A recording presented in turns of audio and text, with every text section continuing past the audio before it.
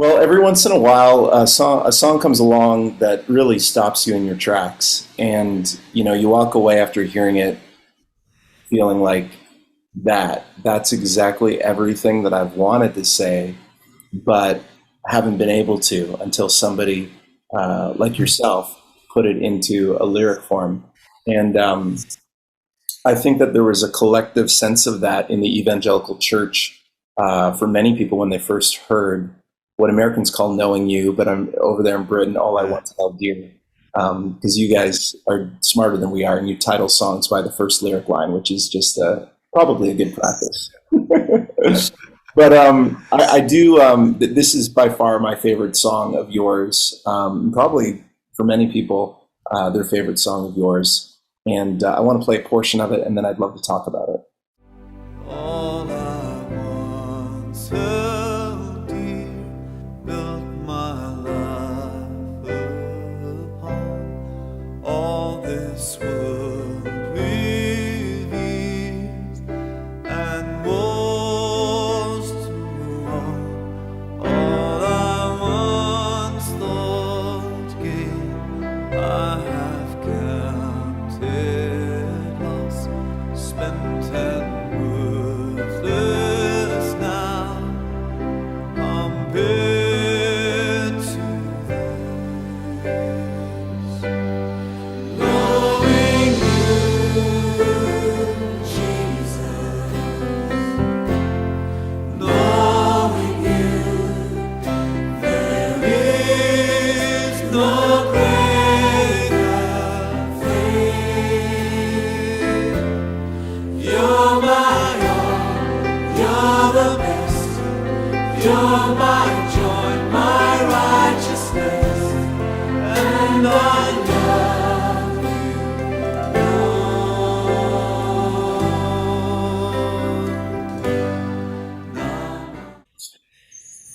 I still get goosebumps when I hear that song, and I feel as though as the years roll on, and the more life that I live, and the longer that I know Jesus Christ, the more deeply that lyric echoes in my soul. There is no greater thing than knowing Jesus Christ. And thank you for that song, Graham. Thank you. I'd love to hear it like that. Obviously, the moment would totally be ruined if it had like a non-impressive story. So I've made it to be this great thing. So please, Graham, tell me that there's not a Shine Jesus Shine story behind knowing you. We need something profound here, man. No, Oh dear, don't yeah. put you on the spot. But what is the story? Okay. Well, I mentioned earlier in our conversation an Easter event which would run for a week here in the UK, and it was a kind of Bible teaching and celebration event called Spring Harvest, and it became pretty big. I mean, it would run over three consecutive weeks. 80,000 people would come in all. If you added up all the people from the different weeks and different sites, it was a phenomenon, really. In the 80s into the 90s and so on. And I was right there at the beginning of that, just because I was, working with one of the guys who founded it. Anyway, very early on, they took on what is a very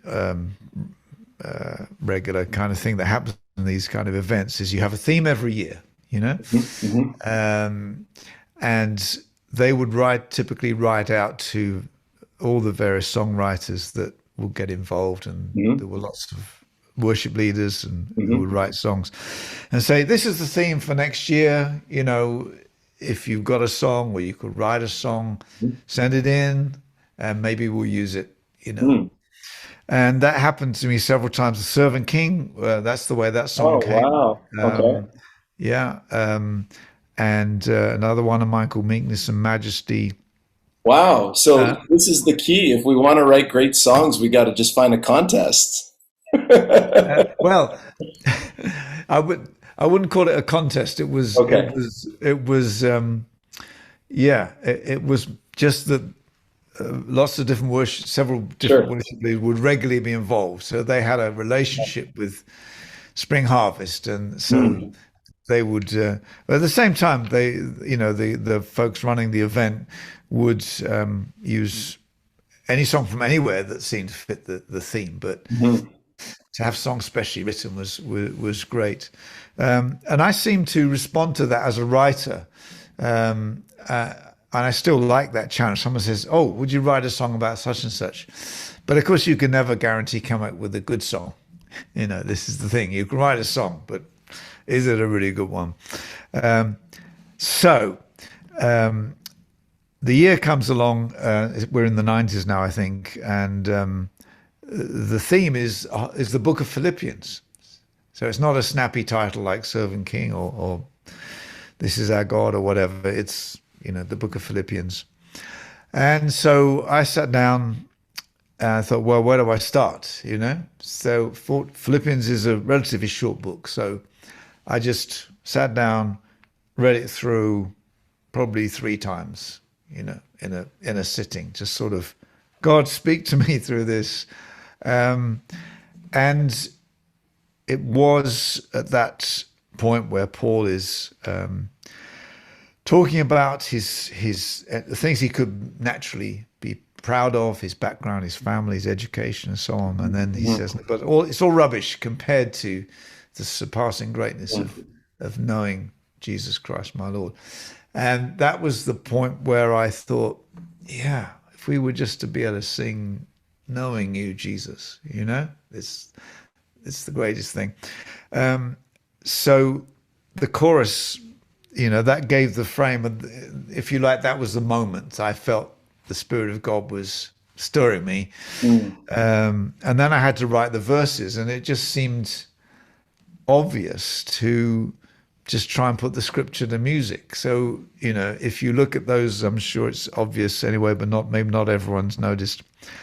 It is essentially a paraphrase of Ephesians 3, 7 to 11, I think it is. And I just did my workman-like lyric writing, looking in different translation, different renderings of those lines, looking in, sometimes commentaries and whatever, and just piecing it all together in a singable way. And obviously, in a lyric, you can't exactly paraphrase, and you have to compress some ideas. But the important thing is that people connected with that passage, and of course it'll take you back to the passage. So if you want to say, okay, well, what is that in this or that version, and it takes you back there. So that really was the motivation and the process. And I am somebody who, gets there by not giving up, by trying and working hard. Well, that leads really well into my next question. I wanted to ask, like, as a songwriter, what do you think are the characteristics of an enduring worship song, and how that's put together? And why have your songs stood the test of time? What are some of the ingredients? Sure, there's the X factor, but what are the human things, the blood, sweat, and tears? What are some of those practices that go into crafting an enduring worship song? Yeah, I think I've always been passionate about lyrics, about language, about communicating clearly, using metaphors and images, planting images in people's mind, putting word pictures, and inviting people to, like Servant King, come see his hands and his feet, Immediately there's a picture in your mind, the scars that speak of sacrifice. And And then that line, hands that flung stars into space, to cruel nails surrendered. I mean, that just kind of wrecked me when that sort of came together, and it probably came together in the midst of a trying it this way, trying it that way, you know, and then, but yeah, it kind of, yes, that's it. That does it. That gets the echo in my spirit, you know. That's not just a good line. That is special. That gives me chills, you know. Yeah. But I think what imagery gives is it gives layers in a song. If you're sparking the imagination, the listener, the worshipper, are using their own imagination, and we know that anyway because, you know, it's the way that poetry inspires, as opposed to a factual, theological, you know, like a textbook, instruction book or something, you know, which might be correct, but Right. it doesn't spark your imagination. So I think, and the element of story as well, of an unfolding narrative, so from the beginning of the song, you know, there is this sense of a beginning that draws you in, and a middle that expands the concept, and then an ending that gives you something to do about it, you know. And like Servant King was, so let us learn how to serve, you know. It's yeah, so that unfolding narrative, and it doesn't have to be wordy necessarily. Some songs do that with relatively few words. I mean, all the skills of the songwriter, I think, and of course some of it comes intuitively. In fact, I spend some, you know, there were some seasons of my life when obviously the flow was there, and I'd write songs quite quickly. And you know, it takes me a lot longer these days. These days is just the way your brain is at different seasons of your life, you know. But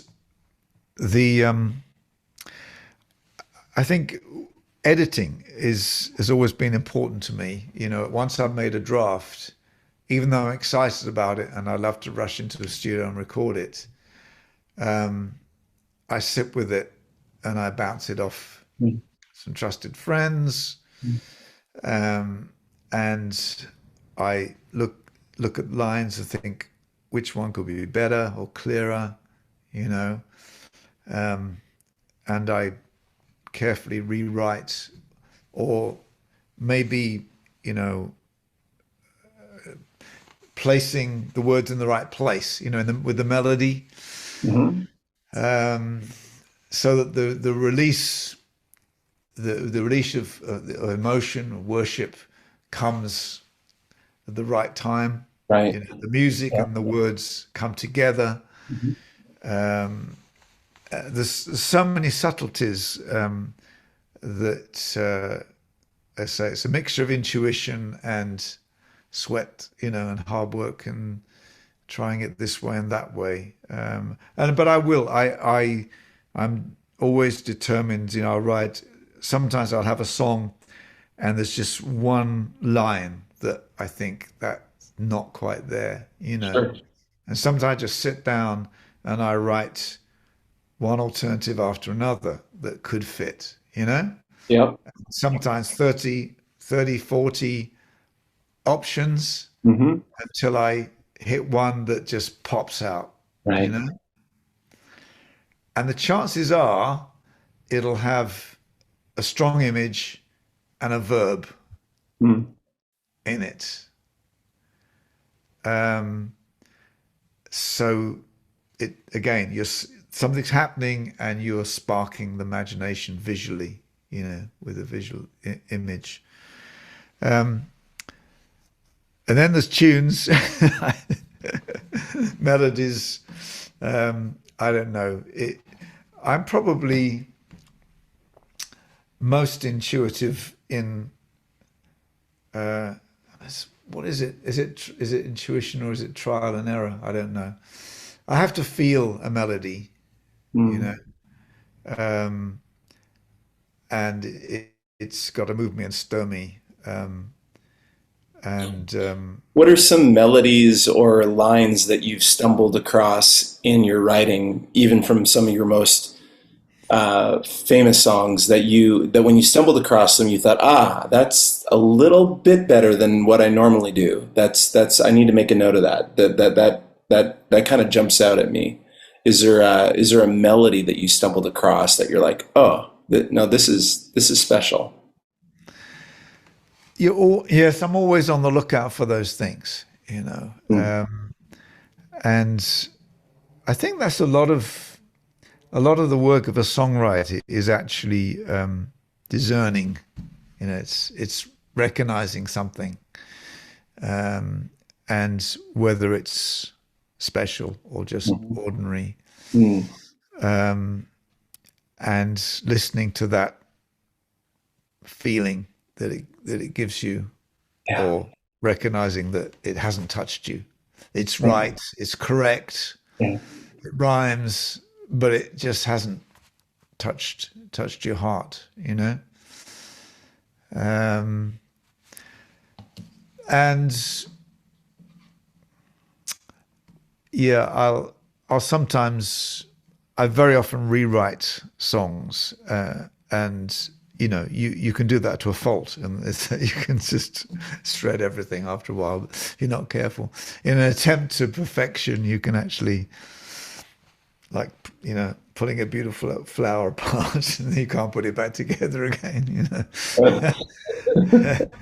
Um, so it's one of those things you can't ever, and I think this is a good thing. You can't manufacture. Mm.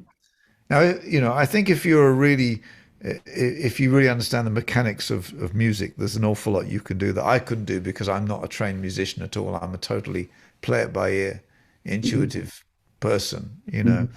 and I often wish I had the analytical skills that I might have if I had studied composition, Mhm. for several years or something like that. Mhm. But I don't have that, so I'm very much reaching out and waiting till something really, really touches me. Um, So, what are Graham Kendrick's favorite songs or hymns that he hasn't written that have touched him that you've thought through the years? They can be 400 years old, they can be 4 months old, but what are some of the songs that you've heard and that's, as far as Graham Kendrick is concerned, that's a great song? yeah, I mean, a lot of them are hymns, and because I was brought up with hymns, Sure. but great is thy faithfulness. Um, it's a beautiful match of melody and words. And of course, most of those hymns, it would have been the writer, the lyric writer didn't write the tune. Yeah. This is the thing, and often, I mean, even Amazing Grace, what the tune we sing was not the original tune. Yeah. And John Newton had nothing to do with with the with the melodies. It's just the lyrics. Um, when I survey the wondrous cross, Mhm. um, I think is one of those extraordinary sort of. It's quite short, Yeah. but there's something about the way it's been put together, and again the imagery and so on, that it's kind of almost cinematic, you know. I love the British melody to that too. The when I survey the wondrous cross on Yeah, which yeah, the prince, because in the U.S. we learned it when I survey the wondrous cross. oh We yeah, yeah, typically put a different tune to it, and it was yeah, Catherine Scott and her version that exposed me to the UK tune that is often put with that lyric. yeah, yeah. Yeah, it is both, and they come out beautiful. All those melodies.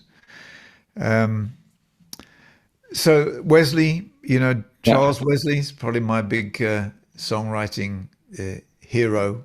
Mm. Oh, for a thousand tongues to sing, Ah, and, so many verses that we don't sing of that either. There's like 20 stanzas in Oprah. yes. That's great. I love the imagery in was it John Dykes and Reginald Heber that did the lyric for "Joyful, Joyful, We Adore Thee," and just this whole "Thou art giving and forgiving," like even cleverness, ever blessing, ever blessed, wellspring of the joy of giving, ocean's depth of happy rest, and Yeah, it's just like every single word counts. yeah, yeah. That's it. And of course, a lot of these hymns come from an era where certainly the educated people, and that by no means was everybody, it was a minority, but were very much into poetry and literature, and the standards were really high, and there was some very very gifted people who perhaps were theologically trained as well. This is Charles Wesley was theologically highly trained, Yeah. as well as being a field preacher and a poet and hymn writer. There's some extraordinary comings together of different of gifts. Mm. It would be wonderful if we had a new season of what you might term as theologically aware poetry or Yeah.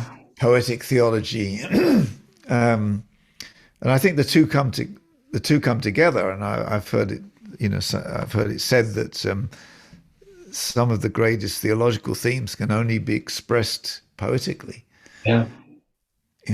because they're sublime, they're transcendent, They are. But it does. I think we live in an age of the sound bite and the communication that's become very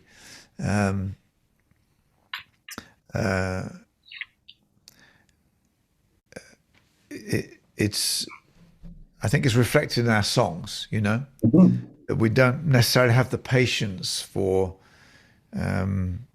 expositional teaching, Yeah.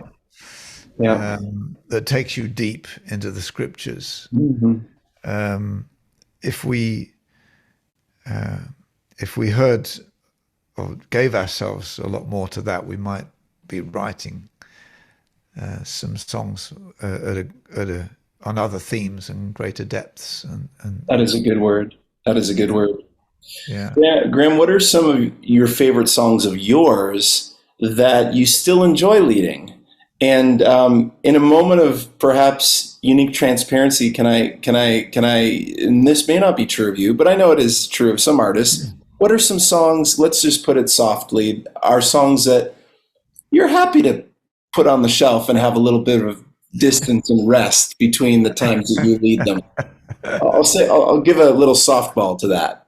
The Yeah. two Yeah. categories.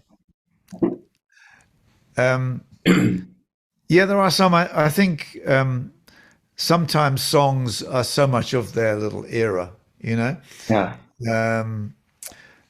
that you want to leave them back there. No. But then you discover some people absolutely love them, and I've got one or two songs like that you can almost tell the year it was written because of the vibe and the style. Sure. But then you discover someone that does it. There's a song that called "Teach Me to Dance," which I wrote a way back and had its short life, short and a happy one. but then he got picked up by an orchestra, you know, Oh, and they did it in a totally different way, and it's just given it a whole new life within, you know, a particular, you know, niche, if you like, of stylistically. But and the same goes, actually, I sometimes go to foreign countries and discover a song that I had let go or forgotten a long time ago or don't ever use again, and yeah. they use it there, you know, and they absolutely love it, and it's very surprising, really. I think part of it actually is down to I think it's down to the fact that we kind of have worship charts now, Mhm. in that we're so connected through the internet, Right. and we pick up on songs because they're trending, um, and if songs aren't in that sort of category, Yeah. they don't even get heard, really. But maybe some of those songs are the songs we need. True. Do you still sing, "O Lord, your tenderness, melting all my bitterness, O Lord, I receive your love." We sang the snot out of that back in the late 80s, early 90s. That was such a Wow. tender, Right. beautiful Yeah. song. Do you still use that when you're Occasionally. cultivating? Yeah. Yeah. Occasionally. Yeah. And I also, I made a little medley, to use it with, of such love, pure as the whitest snow. Did you ever, Nice. I remember, did that yeah, I ever know that reach one as you? well. Yeah. And Yeah. how many songs are on the CCLI charts that talk about receiving God's love and talk about melting our bitterness? And like there's an honesty there, and Yeah. there's just something to be said about the uniqueness of that lyric and what it says. And I hope that I hope that worship writers tap into some of that, because some of that I feel like is lost. So Yeah. We need to go to, I think one of the factors of that, trending phenomenon mm, today, that songs are chosen because they trended. And we really have to, in every local situation, I think, stop a moment and think, okay, that's a great song. We love it, but what does my church need to sing? What does our church yeah, need to sing? the pastoral function of a Yeah, worship leader goes deeper than yeah, having metrics that are tied to some chart, or metrics that are, tied to a key. Well, let's do this because it's going to be a great medley into this. Like that's what I call amateur worship leading, right? It's got to go deeper than that. It's got to flow from relationship, and we have to have metrics that are different, that acknowledge and recognize the pastoral function that we have in the right. church. Yeah, yeah, exactly. So we need community songs. You know, we need the horizontal. There's so much. It's like every song that trends is like vertical. Hmm. It's just me and God. Sometimes us and God, but it's almost never you and me. Us Mm. us together. We're the body Right. of Christ, and what that means. You know, Yeah. Yeah. Yeah. very little joy. Not a great deal of just simple thanksgiving. You know. Yeah. And I think the other thing that's happened is that, and we can all be influenced by, I certainly have been influenced by it, is it's like, because of the way people hear songs, every song has got to grab your attention. It's got to be like this kind of epic song that does everything, you know? It's almost a complete experience in itself. But we also need just the simple chorus, you know, Mm. just the line that repeats, like a meditation, you know. Mm. And I think those get lost along the way because they don't fit the profile of, you know, this is going to be the next big song or something, and it's got to take you to this point of emotion, drop Mm. you back down, and take you back in again. Otherwise, people won't memorize it because they haven't heard the chorus enough times, or Mm. you know that those kind of things. And but I mean, perhaps it is a time just to make sure that amidst all the great big songs that we use, we also just sing what our church needs to sing, even if it does seem less sophisticated, or you know, or not quite so clever. The scripture songs Mm. that help us to memorize. I mean, I remember one of the very early praise and worship songs. I'm sure you know it. It's still around. Seek ye first the kingdom of God and His righteousness. Karen Lafferty, yeah. Karen Lafferty, and you know, you can't just it's such a simple song, you know. And if you want it to last more than a minute, you've got to sing the Hallelujah, you know, and sing it again because it's so short. But it just stuck, and I'm sure, I know for me, it just came back to me, and I needed to hear those words, you know. Oh Seek yeah, and first the kingdom. the additional verses too. Men shall not live by bread Yeah, yeah, alone, but by every word that proceedeth from the mouth of yeah, God. yeah, Alleluia, alleluia. It's a portable song. You can take it anywhere, and yeah, it's sowing yeah, that scripture in your heart. I love it. yeah, yeah. Hey, Graham, tell me, who are some UK worship leaders that have made an impact on you, and how did they do that? Well, certainly, I think in the early days when it was all new, I'm talking sort of late 70s, you know, early 80s, particularly late 70s, there was not many of us doing it, so we did get to know each other. I think we all influenced each other, Hmm. and you know, folks like Dave Bilbrough uh, and Dave Fellingham, and then a little later on, Stuart Townend came through, and you know, several others, and Noel Richards, and I think we all influencing each other. I think as obviously Stuart Townend has really done some fabulous work in the more hymn-like area of songs, which I resonate with a great deal. I think he has a similar sort of background to me in the hymns and so on, and has written some beautiful songs. Matt Redman has just kept on producing some really, really useful songs, you know. And when I say useful, I mean songs, you know, you can use in church Mhm. next Sunday because they just do it all, you know.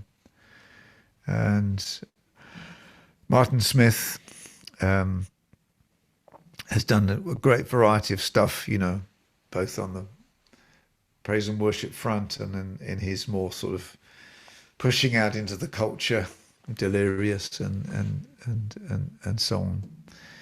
And there's some new folks writing some excellent songs. Philippa Hanna and Lucy Grimble, Rich DeCass, who was part of our church here in my hometown for about 3 years, and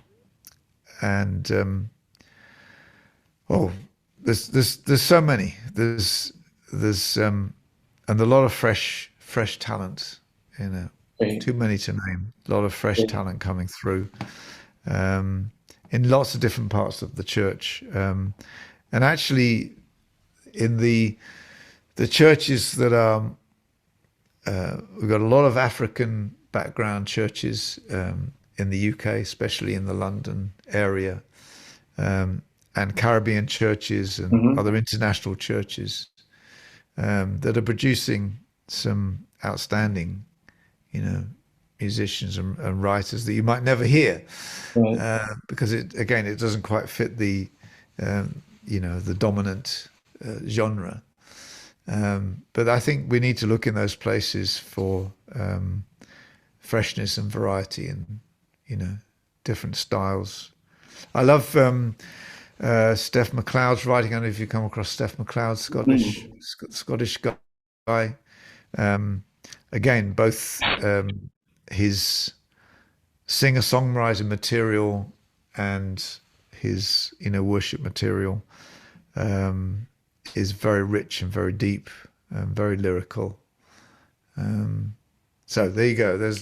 I'm sure I've missed out loads of people, and after we've finished talking, I'll be thinking, oh, I didn't mention so and so. No, I that's great. hope they never see this interview. Jake Isaac is another guy. He grew up in the London church I was part of, so he's about the same age as my kids, and he's got an interesting dual role. He's doing really well in the sort of commercial singer-songwriter world, writing songs and producing, and he was doing support to Elton John a couple of years back, and but writing some lovely worship songs, and a real passionate worship leader, with again a lot of influences, because his parents were from the Caribbean, Mhm. and but he's grown up in London and imbibed all the influences that are around the place, and sort of somehow melds them together into a beautiful in a beautiful way.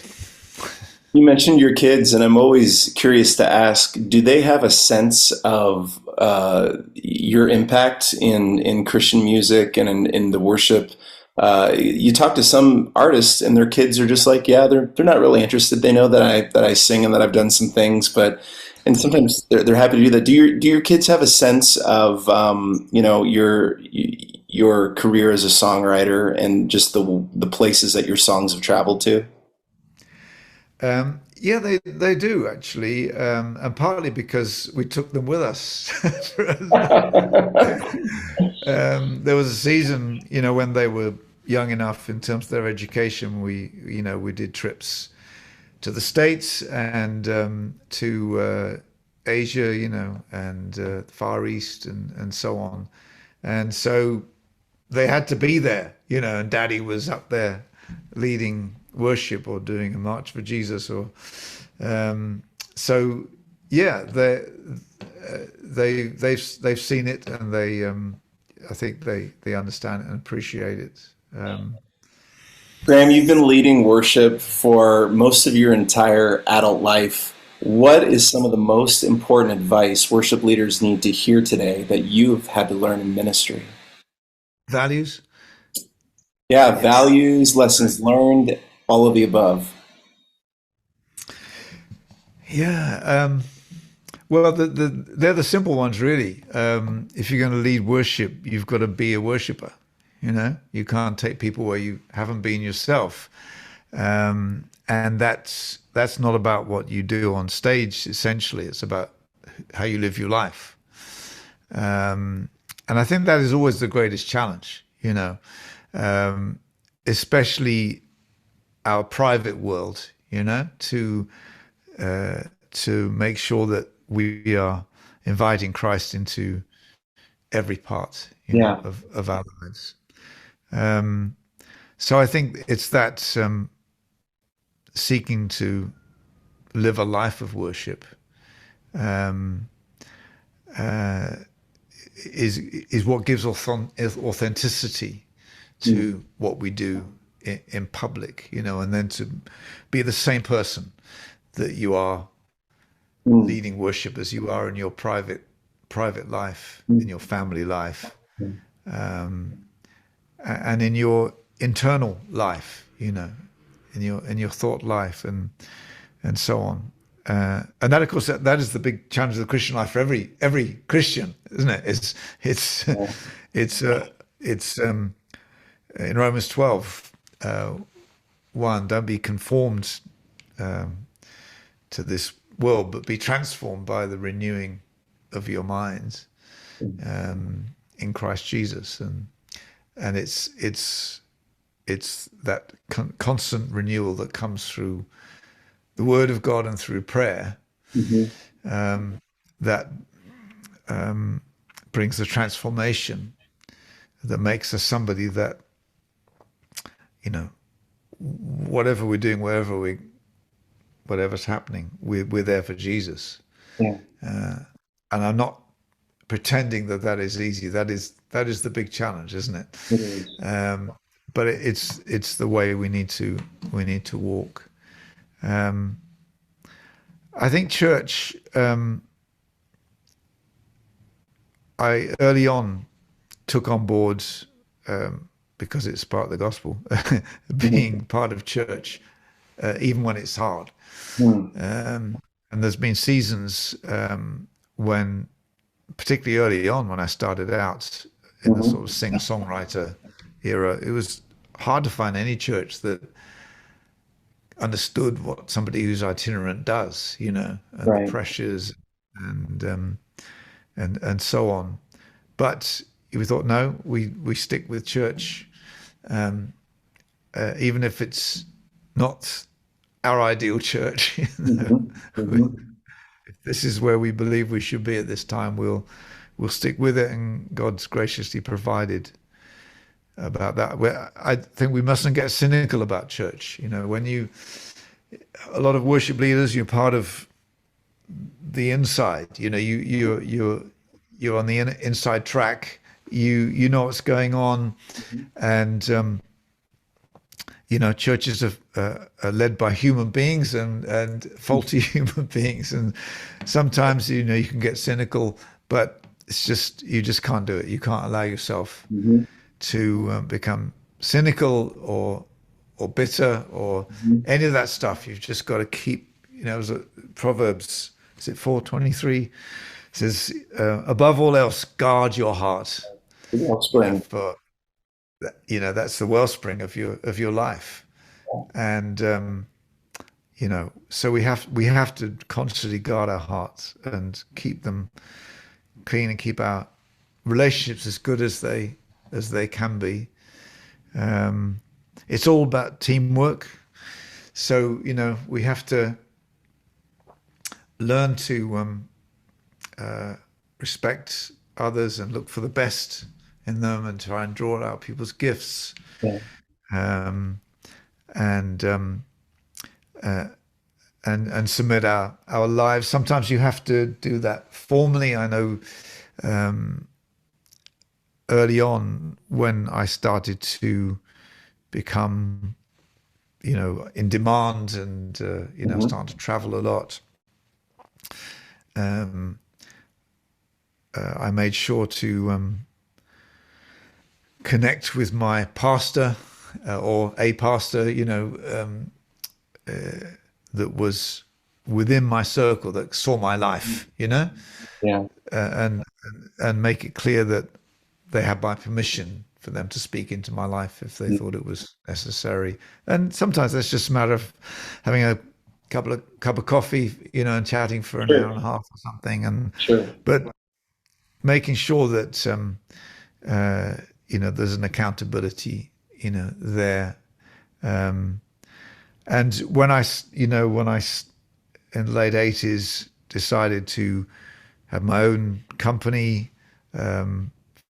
to own the publishing and so on, we did that on a business level as a separate thing. We had the sort of local church pastoral, and then we had a board that were sort of overseeing, just advising. They're just friends that we trusted. Make Way Music. Yeah. And part of that's because, even in early years of ministry, I'd seen a number of people mess up. And sometimes that happens with lack of accountability or just isolation. leadership can be very isolating sometimes. Mm. On a friendship level, I was one of the big blessings of my life has been when I was coming into my 30s, early 30s. There were several. There was an older guy, about 20 something years older, who began to mentor a group of us. I was the only musician there. The others were young leaders of various kinds, leading a church or leading a Christian parachurch organization. Mm-hmm. And we started to meet regularly, and we actually committed to meeting 3 times a year with this guy.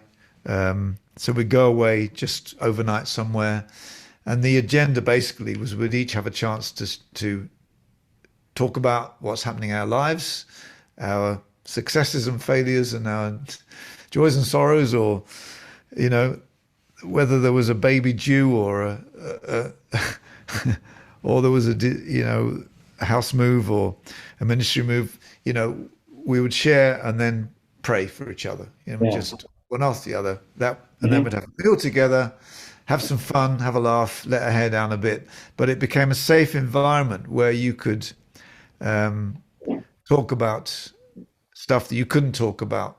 Sure. Maybe your local church or your ministry, confidentiality. Obviously was required, trust.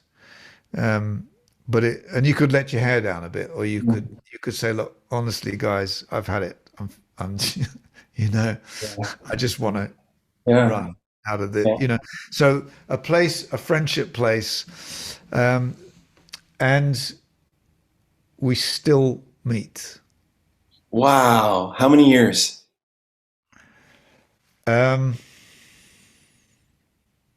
That's going to be 40 years. Unbelievable. Unbelievable. It's perhaps not quite so regular now because 2 of the guys live in America. Gotta go to small group, sweetie. I'm getting a plane ticket tomorrow. I'll be back in a couple of days. Yeah. They had to sort of tie it in with trips. And everyone's getting older. You spend a lot of time talking about ailments. And Show and tell, I know. but essentially, the same, it's the same motive. It's just different season and, different needs, but we still all need to have somewhere where we can just be ourselves and share and ask for prayer and stuff. Yeah. That's great. And you learn a lot. I've been on education because, they learn about my world in music and songwriting, and I play them maybe say a song I'm working on and say, what do you guys think? You're not musicians particularly, but some of your pastors, or would you use that song in your church? Or Yeah, sure. And then I hear them talking about areas of leadership that I wouldn't otherwise be exposed to. And Right. you learn. It's wonderful. That's great. Graham, what are some healthy metrics worship leaders should consider when they are wanting to evaluate their effectiveness? Oh boy. Nice academic question for you right there. I don't think I've ever done it in a kind of methodical way. Uh-huh. I think, a lot of it is relational, isn't it? That you get the feedback, good or bad, or people talk to you, or it's easy to read the church if you know them. Sure. Obviously, the bigger the church, perhaps the harder it is to, because you just don't know people, and and they don't know you, and they don't feel free to say something. But I very much appreciate the fact that I get to chat with people, and sometimes ask the question, say, "Oh, how did you get on with that new song that we did?" And someone say, "Do you know it was pitched really high for me, or something, Hmm. or yeah, I loved it." The leadership team will feed back, and it's mostly positive, but sometimes it's we need this kind of song or that song. I think we're wearing it out. That one needs a rest. Yeah, those kind of things. Um, I'm always listening for, as I think every worship leader is, for that sound. When people are engaging in worship and Yeah. you hear it. It's partly a volume thing because people are engaging, but it's not necessarily. Sometimes it's a quietness, or it's a little. I mean, just last week I wasn't leading, but somebody else was, and there was a couple of moments where it's like the people just kind of exploded. It was almost unpredictable. There was sort of moments when the praise just kind of it Hmm. just overflowed, and you thought, oh wow, that was like divinely orchestrated. You think, yeah, the Spirit of God is moving us. We're not just singing together. Right. We're being moved together, and that's a great sign when because people in our congregation, people at all different stages. There's some people have been in the faith as long or longer than I have. Others who are totally new Christians, don't know any of the songs, and everybody's there, and so you're watching to see are people engaging, Hmm. reading the crowd, and reading from a spiritual perspective. Right. I think we've tried to track the songs which are being used because we have 6 or 7 people who regularly worship, Hmm. and but not every worship leader is going to be there every week. So we post on a WhatsApp group. We post the songs we used, Hmm. just so everyone knows. And our worship coordinator, tries to encourage us to, says, "Oh, there's a new song. Joe taught it last week. Do you think you can do it this week? And then we'll give it a rest the next week, and maybe pick it up the third week, the fourth week, or, So there's a sense of songs getting bedded in. Hmm. And of course, that gets more and more difficult when people don't come every week, Yeah. and that's the trend. It's certainly over here, probably is over there as well. That there's a core of people who come every week, Right. the same service. There's other people who come every other week or every third week, or and for a song to really bed in, it takes quite a while. Hmm. And some as worship leaders, we sometimes wear out on songs. We do much quicker because we use them more, and we have to sometimes step back and think, oh, actually, I might be getting a bit weary of this song. Hmm. That I feel we've done too often, but there's people out there, they're hearing it for the first time this morning. Yeah. Those kind of factors, it's a moving target all the time, but I think it's all about thinking how am I as a worship leader facilitating, and how are we as worship leaders in this church facilitating the people's worship? Mm. Hmm. Are we enabling them to give their worship, or is it becoming like we're doing it for them, Yeah. and that while they watch? Yeah, that's good. That's really good. And that kind of leads me to my last question. So many of our churches are filled with multiple generations. What kinds of considerations should worship leaders be making when planning and leading song sets that reach excuse me, lead and teach and minister to people generationally? What kind of considerations should we be thinking about? I mean, that's a pretty big question, but I think it does flow out of knowing the people. Hmm. I'm not saying you've got to know everybody by name individually. You know, you can't do that, and the bigger the church gets. But getting a sense of how many people here grew up on hymns, and therefore that's part of their worship, their heart worship. You know, is bedded Hmm. in Hmm. some of those songs, and you know, other people who say totally new to this kind of worship anyway. Hmm. And the various different groups of people, the people that maybe don't enjoy singing. We assume everyone loves singing, but Right. some people don't.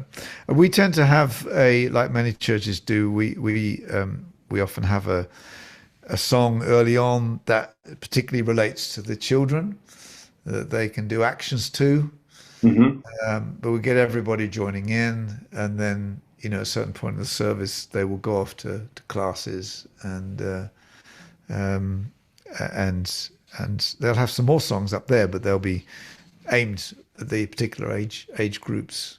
Um, we've also just started I think it's one. I'm not sure how regular it's going to be. It's a youth service Hmm. that happens separately, you know, and that's another challenge because teenagers often embarrassed about singing at all, you Sure. know, particularly the guys, you know, and the younger ones, the voices are breaking and stuff like that. So lots of questions there, but I think it's important. Do you know one thing? I think one of the key scriptures is, you know, Jesus said that a good scribe of the kingdom Hmm. takes out of his treasury old and new. Yeah. And I think, you know, we are scribes, are teachers, you know. Hmm. Song choosers are teachers as well. You know, we teach through our songs. But I think in any case, picking from old and new is a really good thing. Hmm. So that we are recognizing,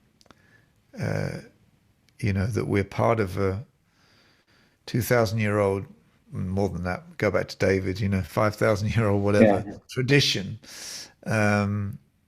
And we're not just going to sing songs of our generation. Let's sing the songs they were singing in Wesley's generation, or Yeah. some of those early church hymns, you know, Mhm. that can be reused, and it all puts out a message, doesn't it? That worship, you know, sung worship, is not just about us hearing what we like. We're part of a big worldwide community. Yeah. And a lot of them are in heaven, you know. Mhm. But they had, excuse me, you know, different eras of the church carry different kinds of spirituality. We need to learn from all of them. Yeah. That's good. Um, That's really yeah. good. Graham, as we wrap up here, tell us really briefly just a little bit about your family, your kids, grandkids. What types of things get you excited these days, hobbies, interests, and really how we can be praying for you. Well, thank you so much. I'll take all the prayer I can get. Amen. So, yeah, my wife and I got married in 1976, Jill, and we've had 4 daughters. And we have 5 grandchildren from those. My youngest daughter is getting married Christmas. Wow. So Congratulations. Yeah, maybe you never know. Even more grandkids coming into the in the future, um, and yeah, they all live within reasonable driving distance. The youngest, who's getting married, lives in the same town as us, which is Hmm. fantastic. We live south of London, about 30 miles south of the big metropolis, in um, a medium-sized town, Hmm. surrounded by very English villages and so on in the county of Kent. Okay. Um, and we, yeah, Jill and I took up a new hobby last year of beekeeping. No way. How's it going? It's going very well, actually. Yeah, yeah. It's always successes and failures, and with with the bees. But we've learned a lot, and I'm really the beekeeper's assistant because Ah, Jill's. It really appeals. She's a very gifted sort of manager person. She loves to manage things, and a beehive is just like another challenge to how does this all work? so has there been a harvest of Kendrick honey yet? Like, do you have tea time in Yes. England where you have a little Kendrick honey in your tea? Yeah, we got about 30 pounds of honey, I think, Wow. this this season. So yeah, and so it's nice to be able to. We don't do it commercially, but it's nice to be able to give a pot of honey, Yeah, it's a as nice good as little it comes, or hospitable thing. Have you tried a piece of honeycomb yet? I've never tried that, but I've always wanted to. Like, can you eat honeycomb? yeah, you can. Yeah, yeah. You probably don't want to eat too much of the comb because it's essentially wax, but but it's quite an experience to just see the honey dripping out of the when you finally extract. You take the frames out and you have to put it in a kind of spinner thing to extract the Right. honey, and you see the honey just flowing out, and it's extraordinary. It's amazing. It's an amazing substance. And bees, I think for us it's been a way of connecting with the natural world. You Yeah. know, we live in an apartment, so we don't have a garden, although there's a shared garden. But we don't have a garden that we can kind of dig or grow things in. But it's and particularly at the present time in history when the ecosystem is Hmm. under such pressure. Right. Uh, it's I think it's a good way of actually because you just sometimes we just sit down up close to the beehives and just watch them come and go and bringing the pollen back and chasing the wasps off, or um, you know bringing out the dead, which the mortuary bees. Did you know that when a bee dies in the hive, these bees they fly out the door, carry them off, and drop them off somewhere. So brilliant. That's It's wild. it's quite a revelation really as to the beauty and intricacy and mysteries of the natural. It makes you value it a whole lot more. Wow. I love that. Wow, Graham, this has been such a delight. This has been just a real honor to spend the last couple of hours with you and to do a deep dive into all things worship music. I am just, as probably many are that are watching this, in deep gratitude for your obedience to the calling on your life and the effect it's had on me and on the world. And in this generation, the songs that you have written having shaped in part my heart for the Lord, and thousands, and who knows the testimonies in heaven that we will hear of people that were drawn into the presence of God because of the time that you took to walk in steady obedience. So thank you, my brother. Well, thank you so much for your kind words, Travis. Been a wonderful privilege and an honor, and especially to know that it's, as you said, helped to shape people's spiritual lives, their relationship with God. That lasts forever, doesn't it? Really, It does. but It it does. It does. Bless Well, you, Travis. All the best with all that you're doing and your effort into digging into the past. thank you very much, Graham. It's been a real delight and privilege. All right. God bless.